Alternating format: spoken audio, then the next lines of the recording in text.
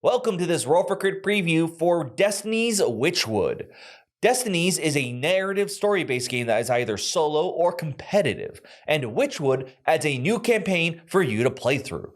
In Witchwood, long ago, humans made a deal with the dwellers of the forest. Now, this deal had many little stipulations and agreements, but one of the major ones is that man will not leave his towns or the little paths that lead between them that are scattered throughout the forest. But of course, who are we to stop and not go off the beaten path?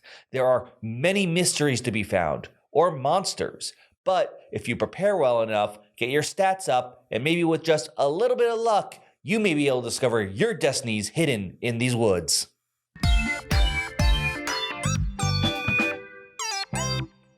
Witchwood is a campaign expansion for Destinies, and for the most part will play a lot like Destinies. If you want to know more about the core mechanics in Destinies and our thoughts on that, we actually did a review of the base game. You can go check that out in this video that will have a link down below. Now, in Witchwood, like I said, it plays mostly the same. The app will tell you how to set up the board. This is sort of a bit more expanded, and you'll have your character moving about. In this case, I just have it set up for a solo, but if you are playing with other people, they will play as characters as well. I'm not going to try to show up too much here. I have it laid out a little bit like scenario one, but not identically, so keep that in mind that you're not seeing everything that the first scenario has to offer. Now, in this game, you will be moving around, interacting with other characters, as well as points of interest. I should have pointed out, by the way, this does require base game Destiny, as you use a bunch of that components in addition to the new items introduced in this expansion. But let's talk about the mechanics introduced in this expansion. The characters you play will be usually humans residing in these villages that are sprinkled throughout the forest, almost like islands in a sea of trees. And because of this, travel takes a higher priority as you go from one city to another. What's going to happen is there's going to be locations not directly connected like you're used to, but rather more like diagonal like this. In order to get to those other locations without the help of a card, you will have certain points of interest which will have a travel icon. These icons will have a boot symbol and will usually have you being able to travel from here to here. Now, sometimes depending on what happens, you'll be able to interact again on this tile with some of the points of interest there, assuming it's not a travel or movement related one. But along the way, there are some other unique options that may occur. First off, there's the maze point of interest. This is a really interesting mechanic in which you may be asked to go through a maze, in which you will be asked to go north or west, south or east, giving you a little description what's in each direction. Now, depending on the scenario and story, you may have a map that'll help you out. Otherwise, you'll have to just make those decisions on your own.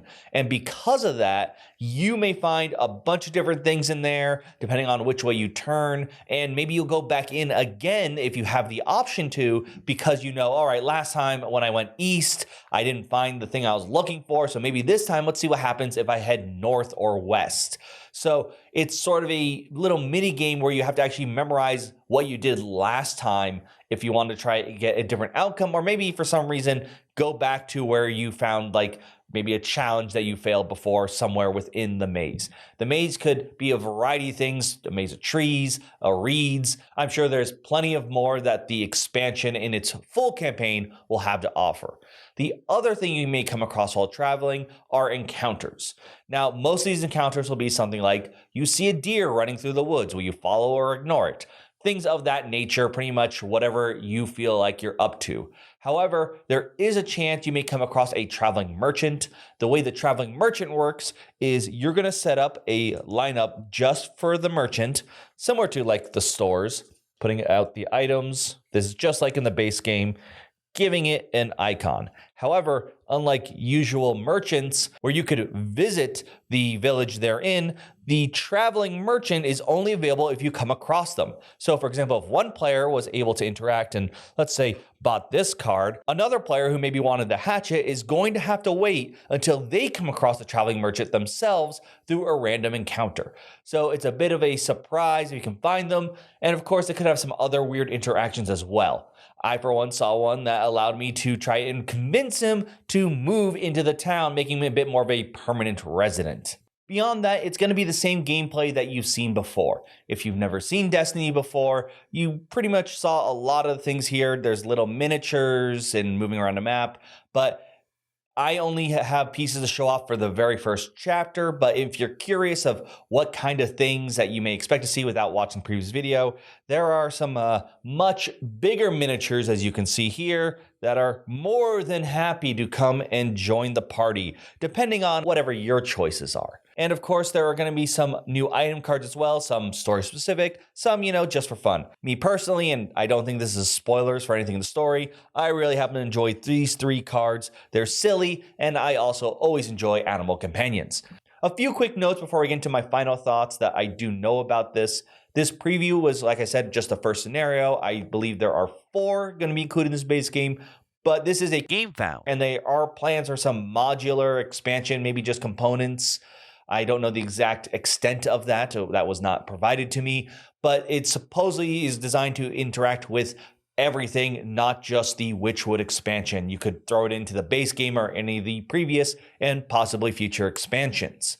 I also know that, and while this may be an assumed thing, it's sort of nice to hear officially, this will be added to the community editor, so you can still make plenty of new scenarios using these pieces.